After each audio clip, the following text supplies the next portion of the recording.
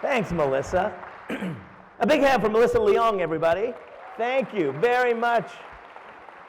Thank you. I want to apologize in advance because I may have to just cut this short and dash out because my wife and I are expecting our second child in 7 days. So that could happen. And thank you for that applause. Everybody else was like, yeah, you look a little too old to have a kid on the way. That's, yeah. And other people are like, second marriage. You want to bet? This is a second marriage? Yeah. So we have a 2-year-old and one on the way in the next 7 days at some point. And I just want to go back to when it was just the two of us.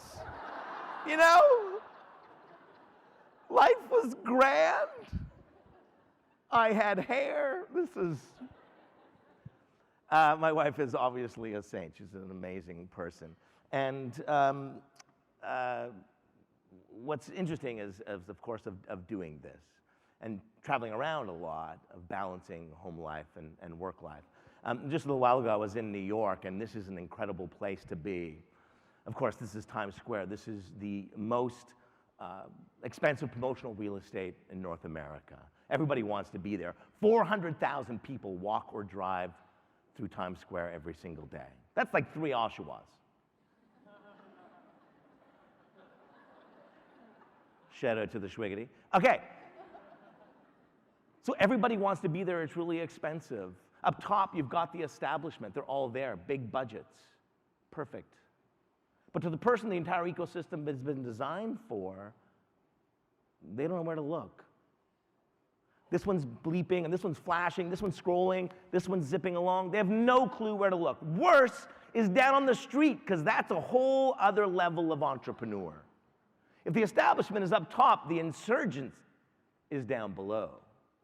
You got someone telling you the end of the world is coming, someone selling you street meat, someone hawking fake Gucci's, selling fake T-shirts, someone trying to steer you into a comedy club to collect the cover charge. So worse, not only do you not know where to look, you don't know who to trust. Welcome to pretty much every single person you interact with. Employees, they have no idea where to look or who to trust.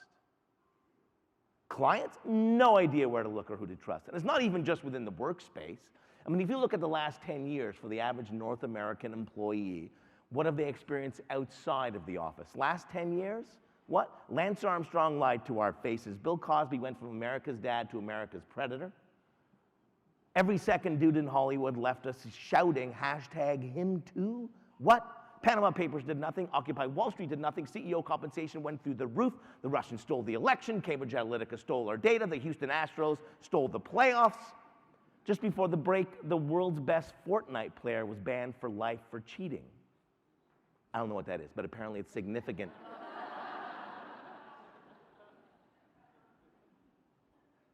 They don't know where to look. They don't know who to trust. And we as leaders are going to show up to our teams and say, everything is going to be the same after the merger. Yeah. Our people are our most important resource. They're not buying it. How do we operate within that environment? How do we lead people in a time when they don't know where to look and they don't know who to trust? Well, great organizations and great leaders align what they think, what they do, and what they say. And it's all three together. You can't cherry pick. Because as a leader, all you do is think, then you're a philosopher. Compensation sucks for philosophers. And everybody with an Instagram account and a Maya Angelou quote is a philosopher these days. So you can't just think. You can't just do either. Because if all you do is do without being strategically aligned, then you're probably not as popular with your colleagues as you think you are. And the whispers in the hallway, they're about you. And if all you do is talk about the things you're going to do, but you never actually do them, you'll be found out. So it is about thinking, doing, and saying. Like this. I'm Jerry Strisky, the CEO of REI. This Black Friday, we're closing all 143 of our stores. And we're paying our employees to get outside. Because we believe a life lived outside is a life well lived. We'd rather be in the mountains than in the aisles. Join us on November 27th at Opting Outside. Thanks. Yeah. Look at that. Whoa. Hi. Hi. What are you doing here? I work here. So I don't know, there's a better description of a think, do, say than this all in 30 seconds, because what does he think? He literally says the line, we believe a life lived outside is a life well lived. He doesn't say we believe we should knock 10 points off a tent if you buy some hiking boots. He goes from product to purpose. He believes in something more important. Well, what does he do to reinforce the belief? He closes the store on Black Friday, the busiest retail day of the year, when his competition is getting trampled. He goes, no, not for us. And you can't buy anything on our e-commerce channels either. We're shutting down. And to the doubters in the room, I see you. He does it and grows revenue 9 points year over year. Now, if we believe in something more important and we behave in a way that reinforces that belief, my friends, that's worth talking about. And if it's worth talking about, then let's talk about it in a consistent way. Let's say it honestly. Let's say it authentically. It is about thinking and doing and saying. And we know that when organizations, when the people within your organization think, do, and say what the organization does, now we have complete organizational alignment. This is fantastic. This is Adrian. Because some of you might be thinking, well, I could get CEOs can do that. This is Adrian. I met Adrian last summer. Adrian pumps gas for minimum wage at the co-op in Abbotsford, British Columbia. And I was out talking to all frontline employees, about 1,000 people over 2 days, on how they could deliver on the line, you're at home here. And Adrian said, it's really difficult for me. Like, I live in Abbotsford, very large South Asian population. I don't speak the language for most of the people who come in. So Adrian, minimum wage Adrian, went out on her own time and on her own dime and learned Punjabi. I'm from Quebec. I won't speak French. She learned Punjabi. So she thought it, she did it, and she said it, but she said it in Punjabi to get as many people on. Does anyone speak Punjabi? Who here speaks Punjabi? Right, sir, how would you say the line, you're at home here in Punjabi, nice and loud?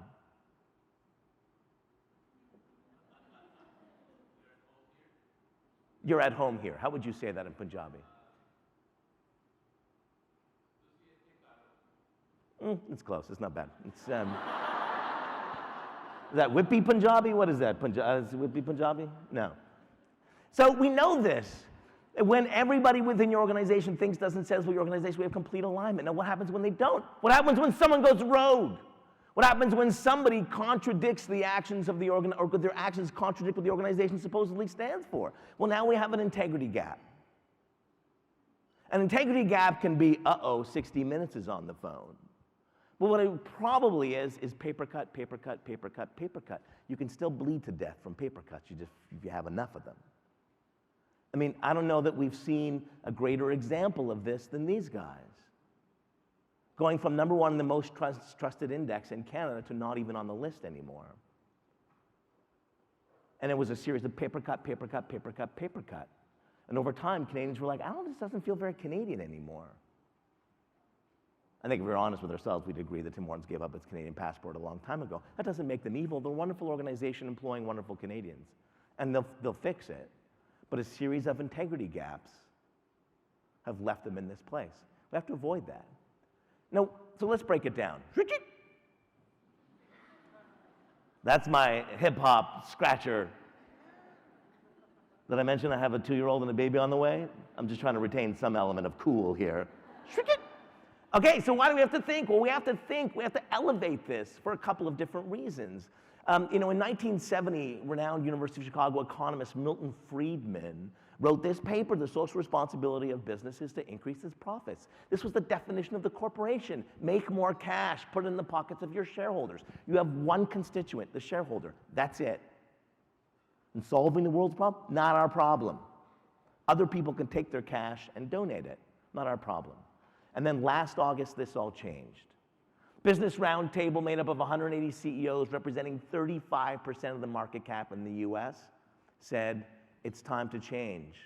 We need to change the definition of a corporation. We don't have one constituent. We have 5. So yes, now we have to look after our shareholders, but we also have to look after our employees and our customers, our suppliers. and the community in which we operate. You're morally obligated to stand for something more. Now, here's why else.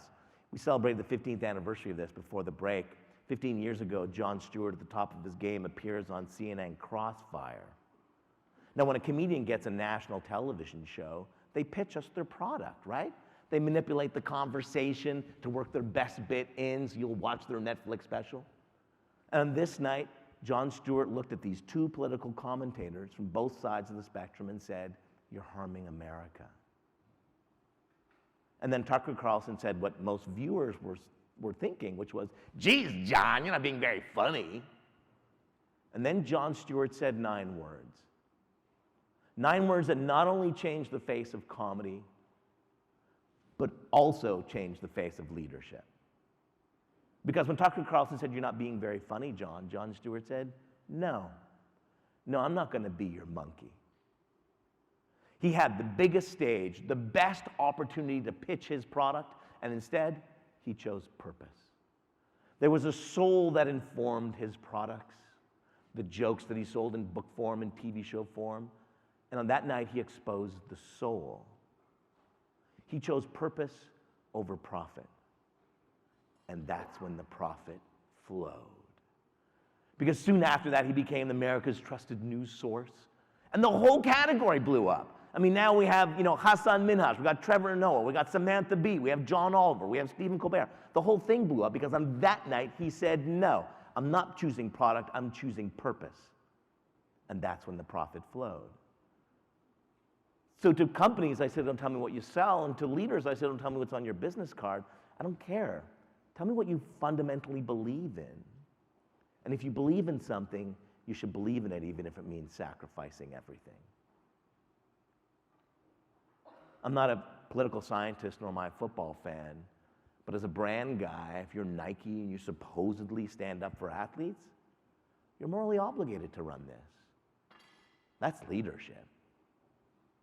Now, some people will say, "We got it. Yes, we have values." In fact, if you go to our website, you click our values, you'll see them listed. And I say, I don't care about that, because I shouldn't read your values. I should experience your values. I experience your values through the actions of your people.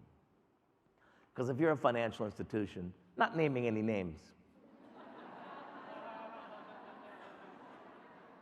and you say banking with us is like sitting in a green, comfy leather chair, and then I show up, and that's the chair, now we have a problem. What I love is the taunting, right? It's like, this is what we have to, sorry, it's up there, up top there. So we show you, that's the chair you get, sit down. A wonderful organization, I'm saying that just in case there's somebody here. I actually did a talk and I showed that, and then the organizer came up and they said, "Thanks, Ron, that was great. We'd like to thank today's sponsor, TD Bank." I was like, "Right, I will be back next year. Thank you." No, I went up, I gave the guy a hug on stage. So we need to act. We need to be action figures. That's where people experience our values and our purposes, through our actions. But this is how difficult it is to change what we do on a daily basis. Look closely.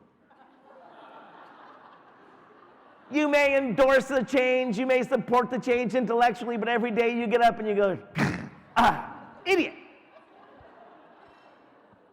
Now we need some help in this. What type of actions do we do? Well, the first thing we need to ask ourselves is, who are you doing it for? And spoiler alert, you're doing it for the unique snowflake human being who's before you. That if you have a development path for your team, you have to have a development path for every single person. We're all unique, my friends. We all love the sound of our own name. The whole point of this was, who would you share a Coke with? And people were like, "Forget Dan. I don't want to share a Coke with Dan. I want to share a Coke with myself." And we hunted with our name on it. And yes, we can use structured data and unstructured data, operationalize the customized delivery of content and service and all that. I get that. That's amazing. We need to do that. But more important is developing and leading people so they have a genuine desire to connect with another human being. That's way more difficult. My wife saw this piece of art and she's like, "I want to get this for the cottage." I was like, "Okay, let's do that." She's like, "I'm ordering it from this store called Tiny Feast." Now my wife's name She's got the best name in the world. My wife's name is Christy Pickles. So we go to restaurants. We're like, all right, there's a reservation under Christy Pickles. They were like, we were waiting for you to show up. This is. So she orders it, and when it comes in, there's a card that says, "You mean a great deal to me. Dear Christy, thank you for the order. Is your last name really Pickles? I love it."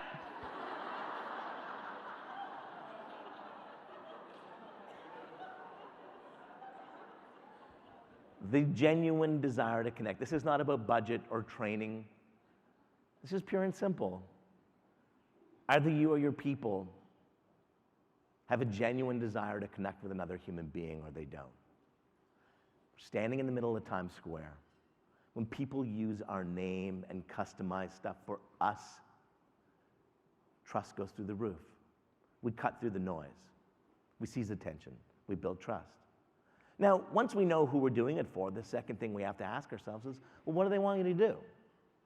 I mean, really, what do they want you to do? And what they're not telling you, but in their inside voice, what they want you to do is shut up and solve my problem. Shut up and solve my problem. Why? I'm standing in the middle of Times Square here. If you can save me time, save me money, make my life better, make my life simpler, make my life easier, now we're talking. Because we know this, that the real disruptors in pretty much every category, including yours, wherever you are the ones who are solving the problems the establishment can't or won't.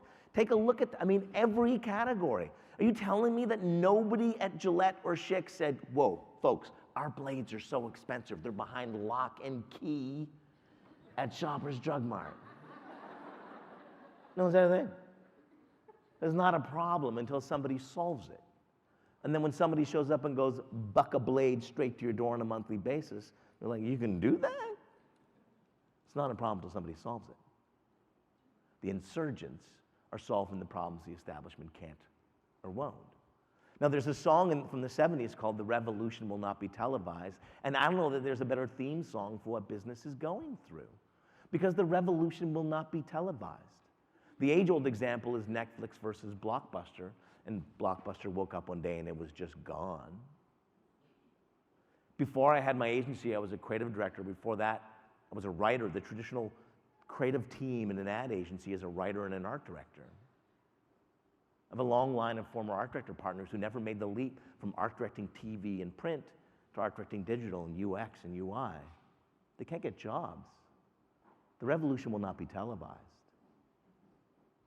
Or is that just what we tell ourselves?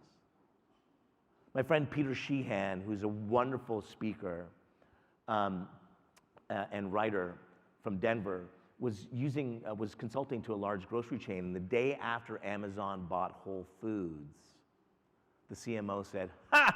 We didn't see that coming." And Peter said, "What do you mean you didn't see that coming? Brrr. Here's a decade of decisions made by Amazon to tell you they were going to do that. What do you mean you didn't see it coming?" So is it that the revolution will not be televised, or is that just what we tell ourselves to justify our inaction? And then when it goes down, we go, we didn't see it coming. My friends, there is an expiration date on the skills that we have. There is an expiration date on the stuff we've done to make us where we are today. And if we don't realize that, we're never going to solve the problems. Solving the problems, a continuous curiosity and a passion for taking out the establishment is what makes us real, is what makes us relevant. And they could be tiny things. This is Robert, who's the bell captain at the Vancouver Waterfront Hotel and the Fairmont Waterfront Hotel. He's the bell captain. Now, if you travel a lot like I do, this is what happens, right? You go down to the bell desk, you're like, I got a thing, but I'm going to go to the airport later. Can I drop off my bag and I'll come back and get it? And here's what they always do. They go, here's a chit. And you go, thank you. And you take the chit, and then you give them the chit, and you get your bag back. Now, if you're like me, this is what happens. They give you the chit, and then you walk away, and I don't know what happens. It's gone. The whole day, I'm just like, where's my chit? Where is my chit? And then I go back, and I go, I like an idiot. I'm like, I lost my chit. And they go, oh, what's your bag look like? And I go, oh, this will help. It's a black carry-on. Whatever, right? So I go to Vancouver, Fairmont, and I go, Robert, here's my bag. And he goes, what's your name? And I go, Ron Tite. Thank you, Ron. We'll see you later. And I go, where's my chit? He's like, no chit. I was like, no chit, no chit? No chit. How do I get my bag? He's like, you just show your ID. I just took your name. I kissed his feet. It's like, Robert, this is incredible. Where did you get this idea? And he's like, one of the other guys, he told. Great ideas, the people who are front line are solving the problems because they have incredible insights that leaders don't have. We have to allow those ideas to bubble up. The final part of this, of course, is to say, if we believe in something more important and we act with intent, both organizationally and personally, that's worth talking about. And if it's worth talking about, then let's talk about it in a consistent way. Let's talk about it in an authentic way. Now, when I say we should think, do, and say what the organization does, here's what I don't mean. What I don't mean is that we create a bunch of robots who go out and have customer-facing roles who say, our mission is to become the best retail, right? No. We hire on purpose, because when we are connected on purpose and values, who we do it with is more important than who we do it for. So we hire on purpose and values, and then we allow people to be themselves. That we need to say it authentically. And I know authenticity is a $2 word these days. So here's what it means to me. Authenticity is being comfortable with your imperfections. Because other people have your job title. Other people went to your school. Other people have your degree. But the real you, the imperfect you, that's what I buy. Because if you look and act and sound like the stock photo version of what you think a professional in your field is supposed to look and act and sound like, I'm not buying it. Because if you don't want to expose the real you, if you're hiding the real you, what else are you hiding? I don't know who to trust. I was at an event in Sarasota last spring, the 100 CEOs and like the 100. Because of Chatham House rules, I can't tell you who was in the room, but you know them all. And I can tell you what was said, but not who said it. And I met the chairman of a global software company who you know, who's from the Deep South. And we were chatting about authenticity. He said, I was at a CPG before and I hit VP. And once I hit VP, I got sent on this leadership development course. And I realized that the sole purpose of the leadership development course was to get me to lose my Southern accent because I didn't feel it would have credibility on the global stage. And then he goes, so I quit. Because I realized my voice, it ain't a bug, it's a feature. Our voices are our features. Who we are as real people, those are our features. This is leadership. Leadership is stepping up into the world that we're surrounded in, where our clients and our consumers and our customers and our employees and our team members and our peers and our suppliers and our partners, they're all in the middle of Times Square. They don't know where to look. They don't know who to trust. Real leadership is aligning it. You can think it, you can do it, you can say it. I just want to end by saying that how fortunate you are to be here today. This lineup of speakers is absolutely incredible, as is the team that supports them. I hope you take everything from every second of every moment. Thanks so much. Have fun.